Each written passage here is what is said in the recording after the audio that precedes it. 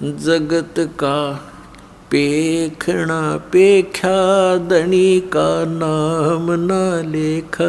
जगत का पेखना पेख्या धनी का नाम ना लेखा। जो मालिक है उसका कितना जिक्र भी नहीं। फिर कहते हैं एक न करता दो ना करता, ये नौ ठहराए भाई। कहते एक भी भगवान मना काम चलाए इनका, इन 9 भगवान बना दिए। और कहते हैं 10वां भी धुंधर में मिल जा सत कबीर दुहाई। एक भक्त सुना रहा था, बोला जी हम पहले तो भूल में थे। उसने एक उदाहरण दिया कि एक भगत हनुमान जी की पूजा कर रहा था। हनुमान जी वहाँ प्रसन्न हो गया, आ गया, बोल भाई क्या मांगता है। नो बोला जी बढ़िया से सूट दे, मेरा तो कपड़े को नहीं। नो बोला भाई मैं आप लंगोट में रहूँ तने कितने थान दूंगा। हनुमान जी ने कहा भले आदमी तो भगवान की भक्ति करे, मैं भी भगवान की भक्ति करूँ, मन भी कर दे, क्यों दुखी कर रहा है मेरे को। आप बहुत कष्ट उठा रहे हो,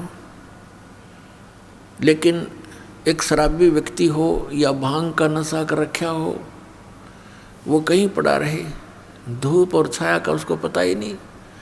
उसको तो वो जून महीने की गर्मी भी जिसमें उसको पसीना आया हुआ है, बाहर पड़ा है, हरियाणा, पंजाब, राजस्थान, उत्तर प्रदेश, मध्य प्रदेश की गर्मी में, उस समय उसको कोई कहे जो बाहर पड़ा हो नशा करके कि उठ ले भैया, देख तेरा क्या हाल हो गया है, पसीने आए हैं, मुंह में झाग आए हैं, चल तुझे छाया में बैठा दूं। वो कहता छोड़ दे, मौज हो रही है। उसको पता ही नहीं मौज क्या है, क्योंकि नशे में है वो। तो आज हम उसी दशा में है, सच कर मान लेना। चाहे यहाँ प्रधानमंत्री बना हो, चाहे सारी पृथ्वी का पति बना हो, वो इसी नशे में बातें कर रहा है। अब पुण्यात्मा परमात्मा कहते हैं इस झूठे सुख को सुख कहे, ये मान रहा मन मोद। ये सकल चबीना काल का, कुछ मुख में कुछ गोद। फिर क्या बताते हैं कबीर, ये माया अटपटी, सब घट आण अड़ी।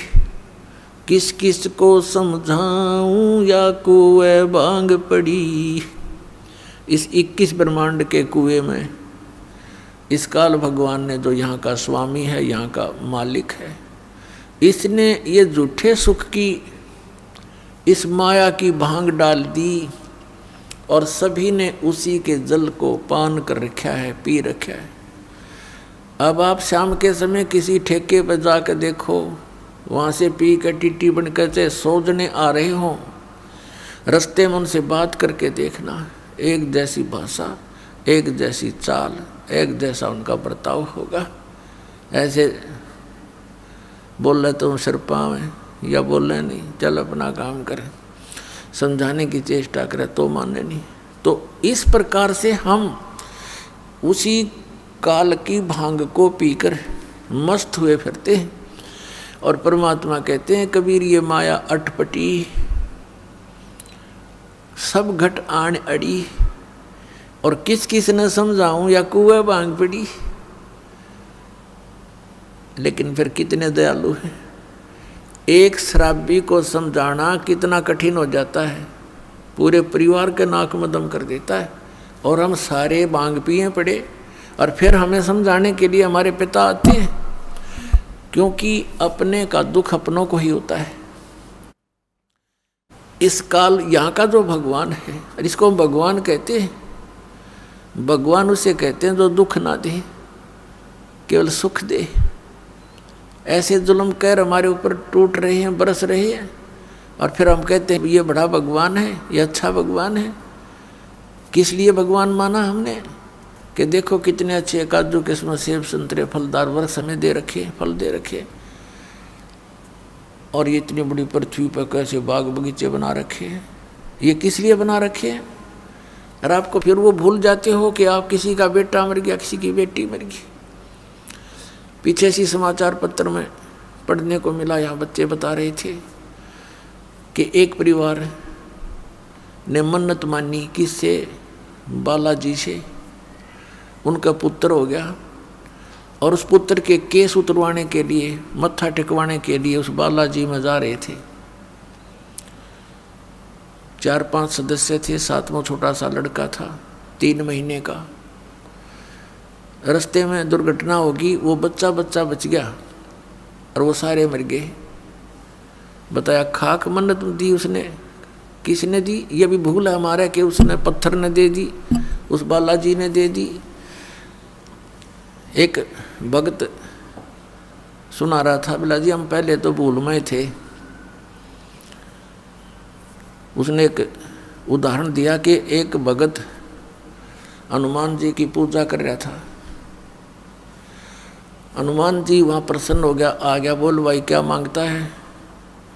नो बोला जी बढ़िया से सूट दे, मेरा तो कपड़े को नहीं। नो बोला भाई मैं आप लंगोट में रहूँ तने कितने थान दूंगा। हनुमान जी ने कहा भले आदमी तो भगवान की भक्ति करे, मैं भी भगवान की भक्ति करूँ, मन ने भी कर दे, क्यों दुखी कर रहा है मेरे को। तो पुण्यात्मा हम बिना ज्ञान के डले ढो रहे थे। अब इस तत्व ज्ञान से हमें पता चला। क्या बताते हैं गरीबदास साहब जी कि जगत का पेखना पेख्या, धनी का नाम ना लेखा। जगत का पेखना पेख्या, धनी का नाम ना लेखा। जैसे ये दास पहले हनुमान जी का कट्टर पुजारी था, जैसा लोक वेद सुन रखा था हमने, क्योंकि आत्मा भगवान के बिना रह नहीं सकती। पुण्यात्माओं, यहाँ चाहे कोई करोड़पति हो, चाहे अरबपति, चाहे खरबपति हो, और चाहे सारी पृथ्वी का पति हो, और उसको संतान भी हो, संतान उसकी नेक भी हो, पर संतुष्टि नहीं हो सकती। आत्मा में प्रसन्नता नहीं हो सकती, क्योंकि आत्मा को उस सुख की आवश्यकता है जो यहाँ पर है नहीं, और उस सुख को प्राप्त हुए बिना ये संतुष्ट हो नहीं सकती। फिर इसको ये भी पता है कि भगवान आकर बताते हैं स्वयं अपनी महिमा। अब कबीर परमात्मा कहते हैं, धर्मदास सुन अमर कहानी, अपनी महिमा हम आप बखानी। कि अपनी महिमा मैंने आप बतानी पड़े आकर के। इस मेरी महिमा को बताने वाला इस पृथ्वी पर कोई 21 ब्रह्मांड में नहीं छोड़ रखा, इसलिए किसी को याद ही नहीं रहा। सबको भांग पिला रखी है, सबके 3 इंजेक्शन लगा रखे, तीनों गुण इनके ऊपर प्रभावी है। इनको सो दिए को ना, इनको जितना दिखाई ये बेटा बेटी कार कोठी आगे कुछ दिखाई नहीं देता इन बोली आत्माओं को, इतना बांध दिया इनकी बुद्धि को। तो क्या बताते हैं कि अपनी महिमा मैंने आप ही आके बतानी पड़ी। तो इस परमात्मा के से प्राप्त ज्ञान के आधार से हमें फिर दिखाई देने लगा। जैसे ये दास पहले हनुमान जी का पुजारी था, लगातार 25 वर्ष तक, यानी 10-12 वर्ष का ये दास ऐसे अपने साथी विद्यार्थी से सुनकर कि हनुमान चालीसा का 7 बार पाठ करना चाहिए प्रतिदिन, और श्री कृष्ण भगवान परम शक्ति है। वो ब्राह्मणों का लड़का था और हम ऐसे कुल में जन्म लिया हुआ था, अच्छे आदमी सारे थे, लेकिन राम नाम का आसपास नहीं थे। राम की तो दिन में चर्चा भी नहीं चला करती, दिन रात में कभी भी अपना पेट भरने के धंधे में जुड़े रहते, हमें भी जोड़े रहते। तो उससे थोड़ा पता लगा, एकदम आत्मा उभरी। तो जैसा लोक वेद सुना था उसके आधार से दृढ़ होकर लगे। कोई गुरु नहीं, लेकिन चाह भगवान की घड़ी गीता जी का पाठ करने लगे। विष्णु भगवान श्री कृष्ण भगवान को इष्ट, फिर हनुमान जी याद आ गए, हनुमान जी इष्ट, फिर और कोई शंकर भगवान की महिमा सुनी, वो भी इष्ट। यानी हमने 36 खत्म कर रखे थे, लाभ कुछ भी नहीं था। यदि पूर्व संस्कार से कोई हमें लाभ होता था, क्योंकि बच्चे पढ़ते हैं, उनको तो यही बड़ी बात होती है कि वो परीक्षा में पास हो जाए। तो परीक्षा में पास होते थे हनुमान जी की बाबा श्याम जी दादा लाई पूजा थी, उनका शुक्र मनाते, फिर श्री कृष्ण जी विष्णु जी का शुक्र मनाते, फिर श्री शंकर भगवान का शुक्र मनाते और खुश हो जाते, बस पास हो गए, फिर भूल जाते, अगली परीक्षा में फिर याद करते बस।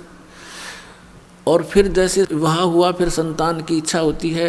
हम संतान को सबसे पहले पुत्र प्राप्ति की इच्छा करते थे, अज्ञानता के कारण हमें ज्ञान नहीं था, लेकिन पुत्र और पुत्री में पुण्यात्माओं भूल का भेद मत करना।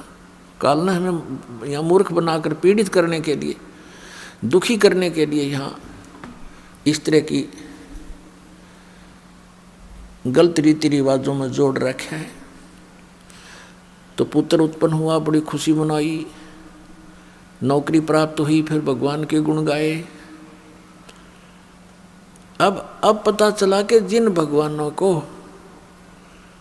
हम ये मान रहे थे कि ये हमें सब कुछ दे रहे हैं, वो ना कुछ दे सकते ना हमसे कुछ ले सकते। ये स्वयं स्वीकार करते हैं कि हम केवल नियमित कार्य ही कर सकते हैं, जिसके भाग में जैसा है पुण्य या पाप, हम उनको एज इट इज पूरा भुगवाना हमारा कर्तव्य है, उसमें कोई परिवर्तन नहीं कर सकते, अनुग्रह नहीं कर सकते। और श्री शिव पुराण के अंदर ये काल भगवान ब्रह्मा विष्णु और अपने पुत्र शिव को, शंकर को वहाँ संबोधित करता हुआ कह रहा है कि तुम सभी को अलग अलग विभाग दिए हैं, सतिथि, उत्पत्ति, संहार, लेकिन ये अनुग्रह तुम नहीं कर सकते किसी पर। अनुग्रह माने कृपा। तो फिर ये भगवान की से जब अनुग्रह नहीं कर सकते, हम दुखी हैं तो दुखी देखे जाएंगे, इनका भी कोई भी वश नहीं चलेगा, क्योंकि इनकी पावर से बाहर की बात है। तो हम इनसे ही ये सब लाभ मान रहे थे। तो यहाँ परमात्मा कहते हैं जगत का पेखना पेख्या धनी का कितना नाम ना लेखा। जो हमें सब कुछ दे रहा था, हमें सब कुछ उपलब्ध करा रहा है, हमारे दुखों का निवारण कर सकता है, उसका कहीं नाम भी नहीं, जिक्र भी नहीं। एक भक्त सुना रहा था, बोला जी हम पहले तो भूलमय थे। उसने एक उदाहरण दिया कि एक भगत हनुमान जी की पूजा कर रहा था। हनुमान जी वहाँ प्रसन्न हो गया, आ गया, बोल भाई क्या मांगता है? नो बोला जी बढ़िया से सूट दे, मेरा तो कपड़े को नहीं। नो बोला भाई मैं आप लंगोट में रहूँ तो न कितने थान दूंगा। हनुमान जी ने कहा भले आदमी तो भगवान की भक्ति करे, मैं भी भगवान की भक्ति करूँ, मन भी कर दे, क्यों दुखी कर रहा है मेरे को।